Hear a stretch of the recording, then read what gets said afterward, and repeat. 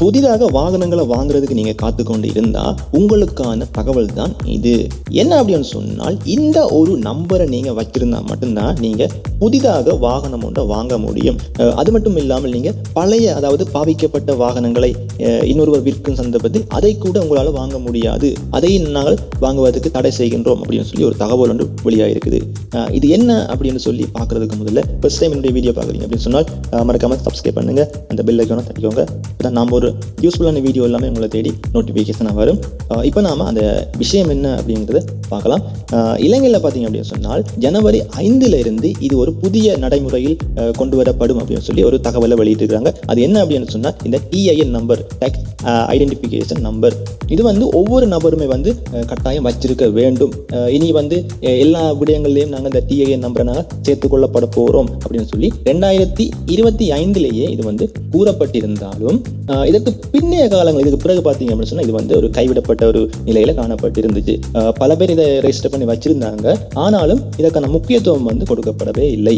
இப்போ பார்த்தீங்க அப்படின்னு சொன்னால் 2026 இந்த டிஐஎன் நம்பரை வாகனங்கள் வாங்கும் போது இது நாங்கள் கட்டாயமாக சேர்க்க போகின்றோம் அப்படின்னு சொல்லி ஒரு தகவலை வெளியிட்டிருக்காங்க. நீங்கள் ஒரு வாகனத்தை வாங்க போறீங்க அப்படின்னு சொன்னால், வாகனத்தை நாங்கள் எங்களுடைய பேரில் நாங்கள் பதிவு செய்ய போகிறோம் அப்படின்னு சொன்னால், எங்களுடைய என்ஐசி உட்பட நாங்கள் ஏராளமான டாக்குமெண்ட்ஸை நாங்கள் கொடுத்து நாங்கள் எங்களுடைய பேரில் நாங்கள் பதிவு செய்ய போகிறோம். ஜனவரி 5 உங்களுடைய டாக்ஸ் பேர் ஐடென்டிஃபிகேஷன் நம்பரை நீங்கள் கட்டாயம் சேர்க்கணும். அப்படி நீங்கள் உங்கள்கிட்ட அந்த டிஐஎன் நம்பர் இல்லை அப்படின்னு சொன்னால் உங்களுக்கு வாகனம் கிடையாது. உங்களுடைய பேரில் வாகனத்தை பதிவு செய்ய முடியாது. இதுக்கு நீங்க யாராவது ஒருவர் இந்த டிஐஎன் நம்பர் வச்சிருந்தால் அவங்களுடைய பேரில் நீங்க வாகனத்தை பதிவு செய்யலாம். ஆனால் உங்களுடைய பேரில் டிஐஎன் நம்பர் உங்கள்கிட்ட இல்லை அப்படின்னு சொன்னால் உங்களுடைய பேரில் பதிவு செய்ய இயலாது அப்படின்னு சொல்லப்பட்டிருக்குது. இது நீங்க புதிதாக ஒரு வாகனத்தை வாங்க போறீங்க அப்படின்னு சொன்னாலும் இந்த டிஐஎன் நம்பர் தேவை. ஒருவேளை நீங்க செகண்ட் ஹேண்ட்ல ஏற்கனவே பாவிக்கப்பட்ட வாகனங்களை நீங்க உங்களுடைய பேரில் பதிவு செய்ய போறீங்க அப்படின்னு சொன்னாலும் இந்த டிஐஎன் நம்பர் தேவை அப்படின்னு சொல்லி சொல்லப்பட்டிருக்குது. வாகனங்கள் என்று பார்க்கக்குள்ள எல்லா வாகனங்களுக்கும் இந்த டிஐஎன் நம்பர் கட்டாயம் தேவையில்லை. ஒரு சில வாகனங்களுக்கு சலுகை அளிக்கப்பட்டிருக்குது.